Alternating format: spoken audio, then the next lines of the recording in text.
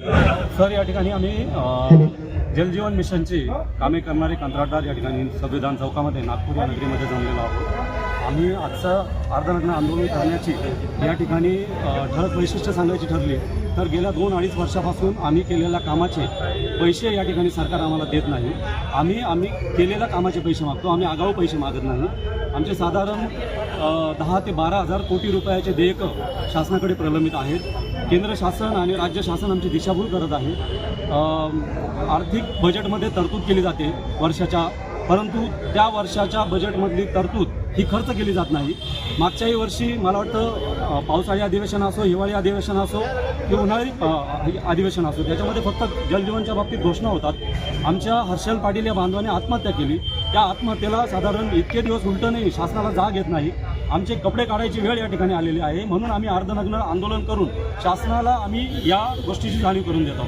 विचार केला तर 140 कोटी जवळपास द्यायचे आहे आणि महाराष्ट्राचा जर विचार केला तर 10,000 कोटीपेक्षा जास्त द्यायचे, एवढे पैसे देणे आहे। आणि सगळ्यांच्या परिस्थिती असं झालेल्या आहेत की आज काय करावं आणि काय नाही, सगळ्यांचे देणे बाकी आहे। बँकेवाले लोक घरी येतात, मार्केटच्या उधाऱ्या आहेत, लोकांकडनं उसने घेतलेले पैसे आहेत, खाजगी सावकारांकडनं पैसे काढलेले आहेत, देतात का कुणावर पाणी पुसतात, त्यावर काय करायचं। देवाभाऊ कंत्राटदाराच्या पाठीशी उभे आहेत असं त्यांचं म्हणणं आहे।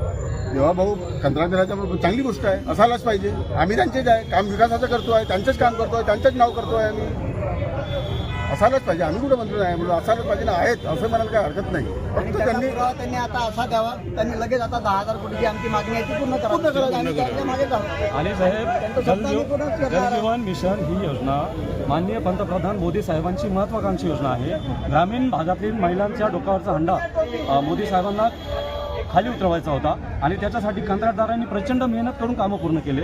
आज 50-60% कामं राज्यातले पूर्ण आहेत। जे कामं प्रलंबित आहेत त्याच्यासाठी फक्त निधी हा विषयामुळे कामं लेट झालेत। 2-2.5 वर्षापासून कॉन्ट्रॅक्टरांना पैसे नसल्यामुळे या ठिकाणी कामं लेट होत आहेत। या ठिकाणी नागपूर शहरातून मला एक दिवशी फोन आला होता, कॉन्ट्रॅक्टरचं नाव मला सांगता येणार नाही, त्या कॉन्ट्रॅक्टरच्या अक्षरशः दरवाजाला, घराच्या दरवाजाला बँकांच्या नोटिसा होत्या। कॉन्ट्रॅक्टरने काय आत्महत्या करून घ्यायची का? किती दिवस सहन करायचं हे सगळं? मुंबईला जाऊ ना आणि याच्यापेक्षा खूप मोठं आंदोलनाची तीव्रता वाढेल। आंदोलन करणे हा आहेत आणि नुसतं कॉन्ट्रॅक्टरच नाही होणार, त्यांच्या घरची सुद्धा लोक होतात। या आंदोलनामध्ये पूर्ण कुटुंब उतरणार आहे। पर्याय नाही आम्हाला, जर या प्रकारे जर ते आणखी जर आम्हाला